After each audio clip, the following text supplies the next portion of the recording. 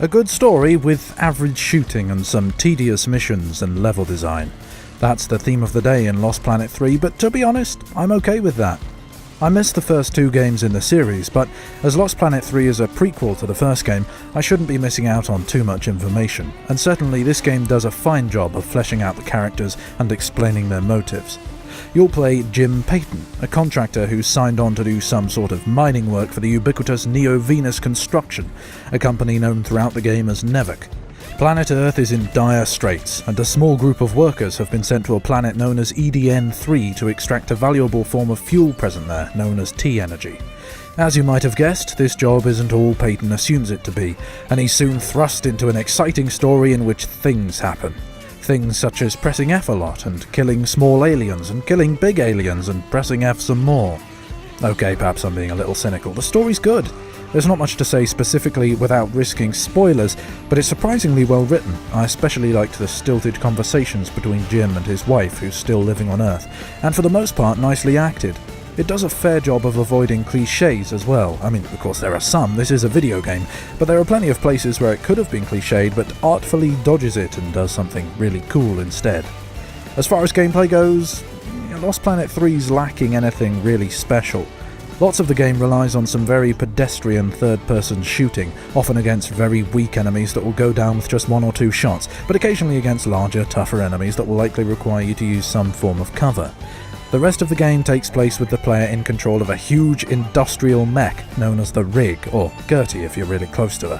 While this feels awesome at first, the Rig's slow, lumbering movement soon gets tedious, and the game forces you surprisingly often to travel long distances in the Rig with very little to distract you other than a few small aliens. On the plus side, the game often throws in a boss or mini-boss to spice things up a bit. These generally have pretty interesting insectoid designs, and you might be led to believe they provide some fun challenge, but actually, like the rest of the gameplay, they're really quite repetitive. The majority of these boss battles take place when you're inside your rig, in which case you'll have to sit around waiting for the giant enemy crab to do an attack the rig can counter before grabbing one of its limbs, exposing a joint, and you attack its weak point for massive damage. If you're on foot for a boss fight, then it'll involve waiting for the enemy to charge, letting it get one of its limbs stuck in the environment somehow, and yep, you guessed it, attacking its weak point for massive damage. So yeah, the combat's repetitive, but that doesn't necessarily stop it being fun.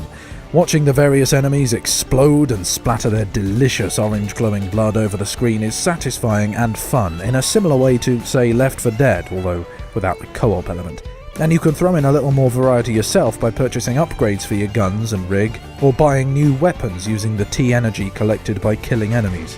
This did seem a little pointless though, as the game never got especially tricky. Strangely, the game tries to be open world. For most of it, you're free to go where you please, but the areas open to you, which are distinct areas with loading screens in between, are small and not especially exciting. There's virtually nothing to do in the world other than the main story missions either. It does give you a few side missions to do every now and then, but the few of these that I played were tedious and boring and added nothing to the game. Not sure why they tried to make it open world, but all it resulted in was more slow lumbering around in the rig than there should be. While this game is missing the co-op present in the previous games, it does have competitive multiplayer. There aren't many game modes though. There's Team Deathmatch, which is what you'd expect, and a progressive capture the flag scenario type mode, which was okay, and a survival mode, which again is what you'd expect. The grapple, which is used throughout the single player, is also present and frequently used, but that's about all this game's multiplayer does that others don't do better. It's fun for maybe a couple of hours, but don't buy the game for the multiplayer. This review has seemed far more negative than I really want it to. I liked Lost Planet 3 a lot.